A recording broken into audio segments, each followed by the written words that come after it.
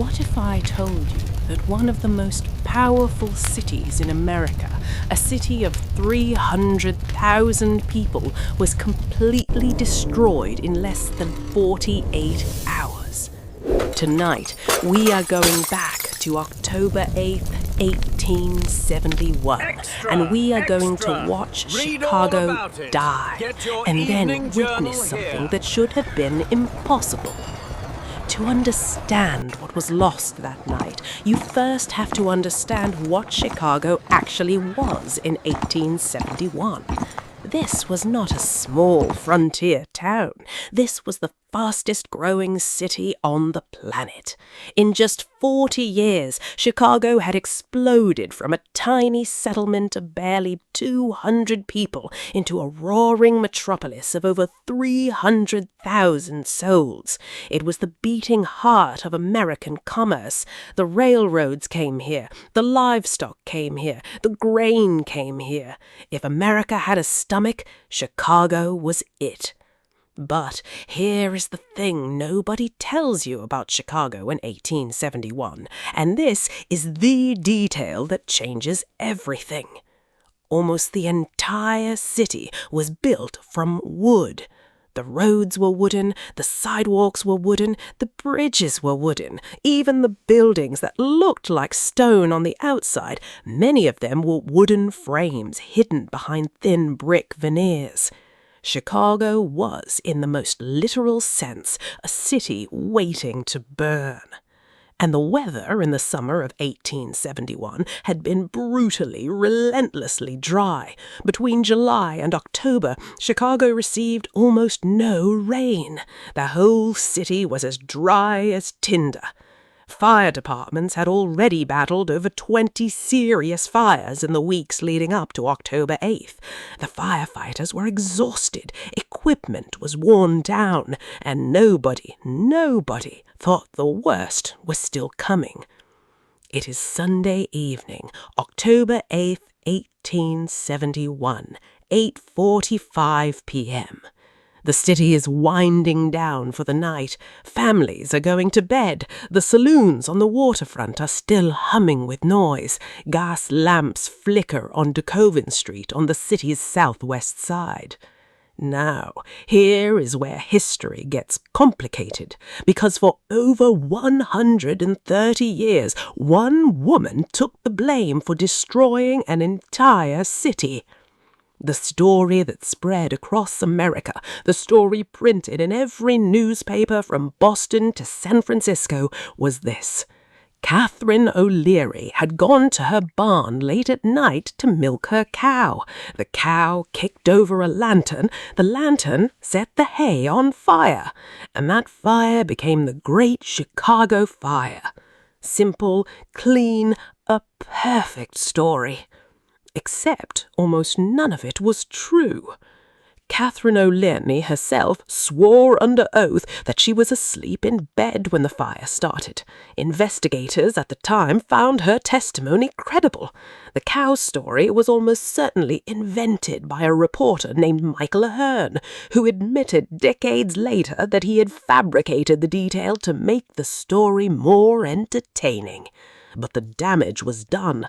Catherine O'Leary, an Irish immigrant woman, became the scapegoat for one of the greatest disasters in American history.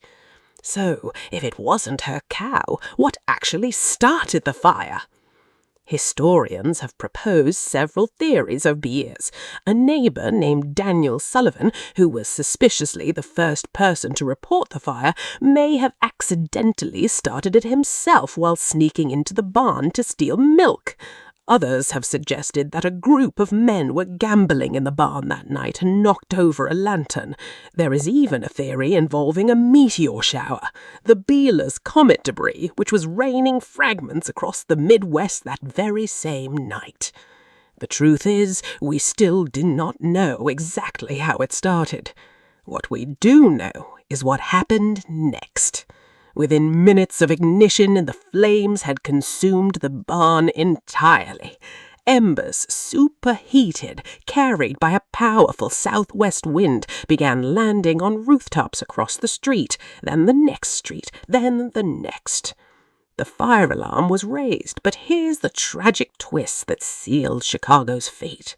The fire watchman on duty that night, a man named Matthias Schaefer, spotted the fire from his tower, but he misidentified its location. He sent fire crews to the wrong part of the city. By the time the mistake was realized and the engines rerouted, the fire had already jumped 2 full city blocks. Those lost minutes were everything. By 11 p.m., just 2 hours after the first flame ignited in that barn, the fire was completely beyond control. The wind was gusting at over 30 miles per hour, driving a wall of flame through the city at terrifying speed. People woke up to the sound of fire bells and looked out of their windows to find the entire southern sky burning. What followed was one of the most chaotic nights in American urban history. 300,000 people, many of them asleep, suddenly found themselves in the path of an advancing wall of fire that was consuming entire city blocks in minutes. The scenes on the streets were almost beyond description. Families dragged trunks and furniture into the roads. Men loaded horses with whatever they could carry. Wealthy residents ordered their servants to bury valuables in their gardens. The poor simply ran. The bridges over the Chicago River, the only escape routes for tens of thousands of people, became absolute bottlenecks of human panic. People were crushed. People fell into the river. In the chaos, some people died not from fire, but from the stampede of their fellow citizens trying to survive.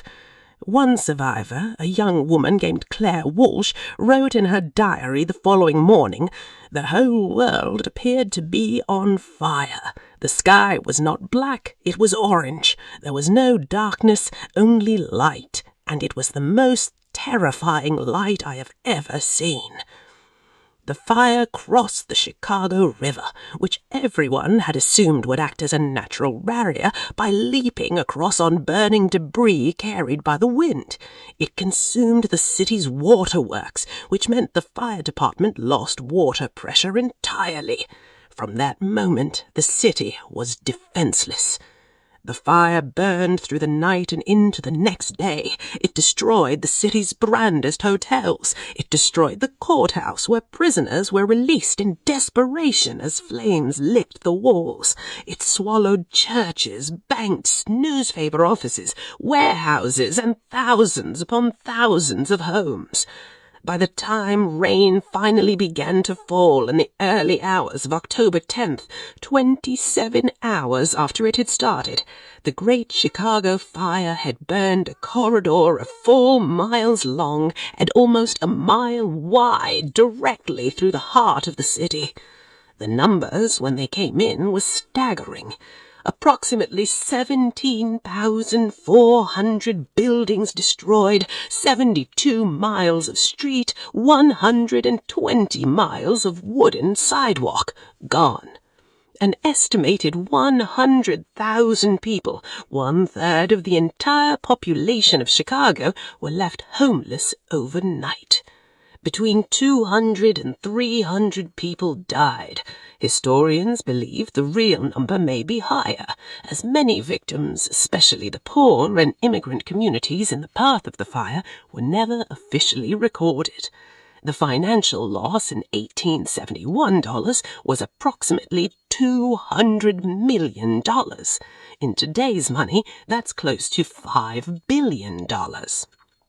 And now, here is the part of this story that I find genuinely astonishing. Within days of the fire being extinguished, while the rubble was still smouldering, Chicago began to rebuild. Not slowly, not cautiously, aggressively. Aid poured in from across America and from around the world. London sent books to replace Chicago's destroyed library. Cities across the United States sent food, clothing, and building materials. Within a week, over 200 permanent buildings were already under construction. Within 2 years, much of Chicago had been rebuilt. And not rebuilt as it was before, rebuilt better, bigger, bolder. The Great Fire, as catastrophic as it was, did something unexpected. It cleared the way for Chicago to reinvent itself as a modern city. Architects from around the world arrived to design new buildings. Stone replaced wood. New fire codes were written, and in the decades that followed, Chicago became the birthplace of the skyscraper, a city that essentially invented modern urban architecture. The fire didn't just destroy Chicago. In a strange and brutal way, it created the Chicago we know today. There is something deeply human about what Chicago did in October 8, 1871, when faced with the total destruction of everything they had built. They did not leave. They did not surrender. They looked at 4 miles of ash and rubble, and they said, "We build again. We build better." The Great Chicago Fire is not just a story about destruction.